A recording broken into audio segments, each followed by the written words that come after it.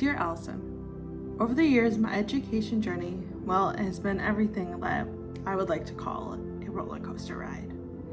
It's had its ups and downs, but if you ask me to do it all over again, I guess I'll get back to you on that. Let's start from the very beginning. The beginning was the first time was when I decided I wanted to be a teacher. It wasn't a life-altering event like I thought it was going to be. Instead, it was like a nice and gentle tap on the shoulder waiting to be taken. It was like when the person at the ride hits start on the roller coaster and it just coasts off nice and easily.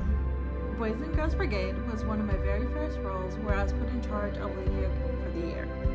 It is where I learned how to lead by example, which you have to do every single day as a teacher. You must be the one that shows and not just tells what you want to be done. To this day, I hold these values near and remind myself who I am and what I stand for. While it's not always easy, I do know it's always worth it. And with every high, there must be a low, so you know your highs. My low, along with many others, came in 2020. Of course, everyone which knows as the COVID year. 2020 was my freshman year of college. This is one of the hardest years that I went through, but it taught me more than what I could have ever imagined. It taught me about commitment, hard work, and patience. All three were pushed to their limits and even further sometimes. But through this experience, I've learned how to continue to push myself and how to take breaks when I need. As a teacher, I will need to remember these traits.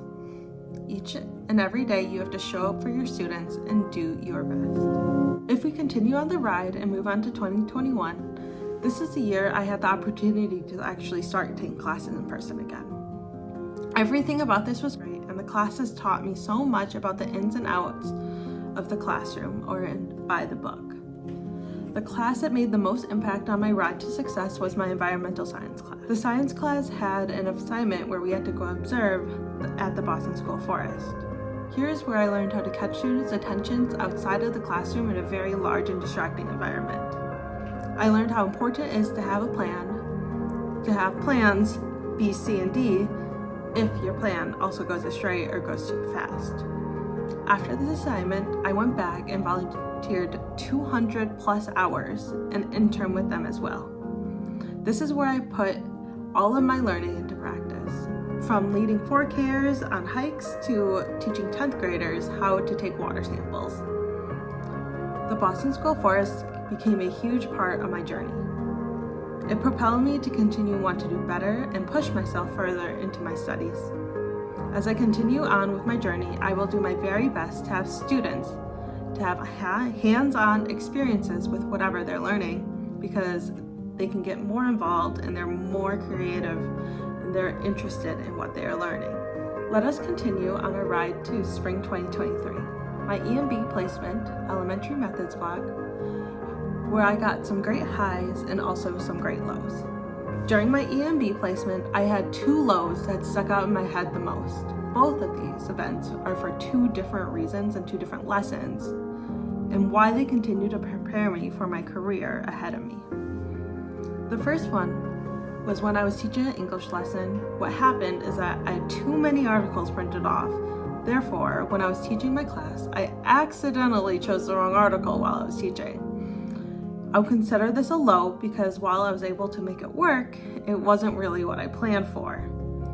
This taught me how to be flexible and how important it is to be organized. Not only with when/how you teach something, but when you make a mistake, it's okay to admit it to your students and to yourself. And at the end of the day, you can try again tomorrow. I continue to carry this learned skill and put it into practice each and every day. My second low was during my placement was when my students were taking the forward exam. We had just given out the test, or got them logged into their Chromebooks, and one of my students actually fainted and fell on the ground. This taught me how to think on my feet as a teacher, as well as knowing that you will not always be prepared for everything. There will always be times when things come from left field and things that you will never ever be prepared for. Both of these events helped me prepare for my career as a teacher because both these experiences experiences I feel help me prepare more for how I want to run my classroom. But through all of this, I learned how to come back from the lows and be more prepared in any event. I'm always striving to be the person that will continue to learn from my mistakes. Finally, my last step before my career as a teacher is student teaching. During this time, I learned some of my hardest lessons and experienced some of my highest highs. I've learned what I've enjoyed and how I want to run my classroom, as well as how I do not. I've learned what I want in a school and what my expectations in a school are when I teach at one. One of the most challenging experiences is that I learned during student teaching is how I want to run my classroom. I know I want to plan online and not in the planner. I find that it helps me stay more organized and happier because I know that I can put everything in the planner, including links, and access it anywhere without having to worry about forgetting my planner ever. This has helped me prepare for my career, knowing what works and what doesn't. They're just equally as important. Some of my highest highs is learning how to explain ideas and concepts in many different ways. This can look like using different materials and showing how something works so students can manipulate them. It can look like explaining it in different ways with easier or harder language, mostly meeting them where they are and at their level. This is something I will continue to practice as my career will continue and will be learning and adapting to for the rest of my life. But having a strong base is where it all begins. To sum this all up, through all of these experiences, from deciding that I wanted to be a teacher, through the lows and highs, and all of my experiences in and out of the classroom, 2 questions remain. Number 1, how has all of this prepared me for a career in education? To be ready for a career is a huge step. But through all these experiences with students, I have practiced and grew from all of them. I know I'm not perfect, but I know I will give it my all day in and day out. I will continue to use what I've learned, and I will continue to always learn. I will show up for my students and give them the best that I can be, teaching them how to be good humans and how to be a good student. That is my goal, and that is my passion. And finally, for question number 2, if I were to be asked to go on this roller coaster ride again, would I?